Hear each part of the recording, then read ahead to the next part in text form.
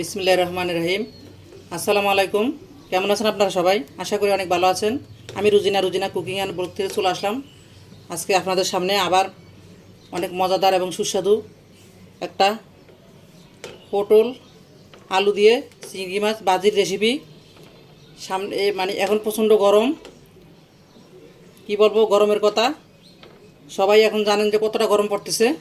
তো এই গরমের কথা চিন্তা করেই, গরমের কথা মাথায় রেখে আজকে আমার এই রেসিপিটা করা। রেসিপিটা একদমই সহজ, সিম্পল, কিন্তু খেতে অসাধারণ এবং সেরা একটা রেসিপি, আলু পটল ভাজি। তো চলুন দেখে নিই কীভাবে করে আজকে আলু পটলের রেসিপিটা করা হলো, চিংড়ি মাছ দিয়ে ভাজি করা হলো। রেসিপিটা অনেক মজাদার, অনেক সুস্বাদু।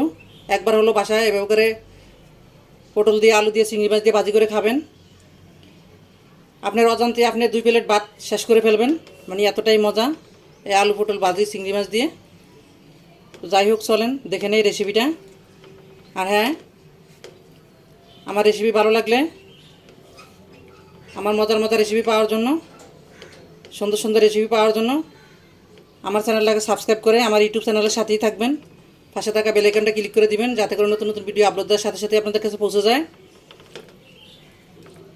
তো চলুন দেখে নেই মূল রেসিপিটা কীভাবে করে করা হলো।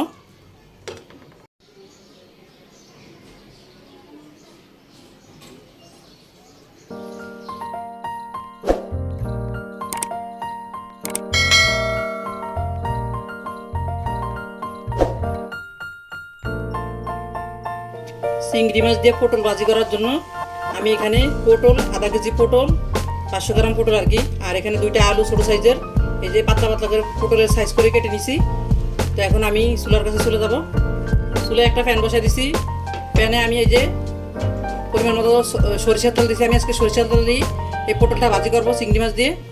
তেল গরম হয়ে গেছে। আমি এখানে এই যে 3টা শুকনো মরিচ নিছি, বেশি দিব না, কারণ এখানে আমি কাঁচা মরিচ ব্যবহার করবো সেজন্য। তো এই মরিচগুলো একটু মাঝখান দিয়ে ভাগ করে আমি দিয়ে দিব। মরিচগুলো দিয়ে দিছি। এখন একটু নাড়াচাড়া করে হালকা করে ভেজে নিব। মরিচগুলো ভেজে নেওয়া হয়ে গেল। এখন আমি দিয়ে দিব এখানে বড় সাইজের আমি 2টা পেঁয়াজ কেটে নিছি। তো আমি বড় সাইজের 2টা পেঁয়াজ থেকে এখানে কিছু দিয়ে দিলাম, আর অল্প একটু রাখলাম, এটা পরে দিব। পেঁয়াজগুলোকে আমি একটু হালকা করে ভেজে নিব। পেঁয়াজগুলো একটু করে ভেজে নেওয়া হয়ে গেল। এখন এখানে আমি চিংড়ি মাছ নিয়েছি, যে এখানে কত মনে হয় 200 গ্রাম মতো চিংড়ি মাছ আছে। তো আমি দিয়ে দিলাম চিংড়ি মাছগুলো। মাছগুলো বেশি বড়ও না আবার ছোটও না, মিডিয়াম। দিয়ে দিব খালি করে রাখা 6-7টা কাঁচামরিচ। এখানে ভাজির সাথে কাঁচামরিচ একটু বেশি, মরিচ একটু বেশি দিতে হয়। প্রথমে দিয়ে দিব তেল, মানে ছিটে না ওঠার জন্য হালকা করে একটু লবণ। পেঁয়াজ চিংড়ি মাছ সব ভেজে নেওয়া হয়ে গেল। এখন আমি এখানে হলুদের গুঁড়া দিয়ে দিব, 1/2 চা চামচ হলুদের গুঁড়া দিয়ে দিব।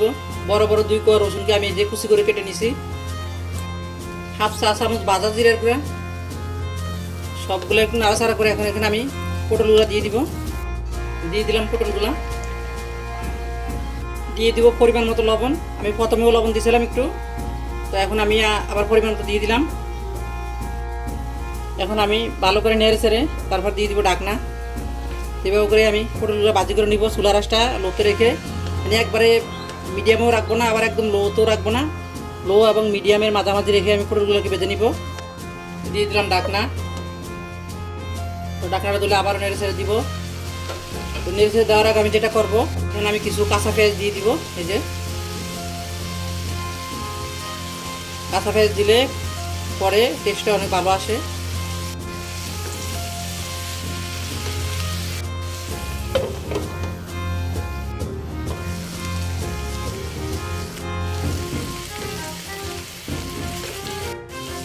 আমি এখন আর ভাজিতে ঢাকনা দিব না, আমি এভাবে নাড়াচাড়া করে আর 5 মিনিট ভেজে নিব। তো আমার আলু পটল দিয়ে চিংড়ি মাছের ভাজি রেসিপিটা একদম হয়ে গেল, একদম রেডি। দেখুন তো মাশাআল্লাহ কত সুন্দর হয়েছে, তাই না? কালারটা কিন্তু অনেক দারুণ হয়েছে। খেতে কিন্তু সেই রকম স্বাদ। একবার হলো বাসায় এভাবে করে ভাজি করে খাবেন, আর খেয়ে কেমন হয়েছে সেটাও জানাবেন। তো রেসিপি ভালো লাগলে লাইক দিয়ে দিবেন, শেয়ার দিয়ে দিবেন। আর যে সকল আপুরা ভাইয়ারা আমার চ্যানেলটাকে ইতিমধ্যে সাবস্ক্রাইব করে দিয়েছেন, তাদেরকে অসংখ্য ধন্যবাদ। আর যে সকল আপুরা ভাইয়ারা এখনও আমার চ্যানেলটাকে সাবস্ক্রাইব করেন নাই, প্লিজ আমার ইউটিউব চ্যানেলটাকে সাবস্ক্রাইব করে আমার চ্যানেলের সাথেই থাকবেন। তো পাশে থাকা বেল আইকনটা ক্লিক করে দিবেন, যাতে করে নতুন নতুন ভিডিও আপলোডের সাথে আপনাদের কাছে পৌঁছে যায়। ভিডিওটা আজ এই পর্যন্তই। সবাই সুস্থ থাকুন, ভালো থাকবেন। বেঁচে থাকলে দেখা হবে নতুন কোনো রেসিপি নিয়ে পরবর্তী ভিডিওতে। আল্লাহ হাফেজ।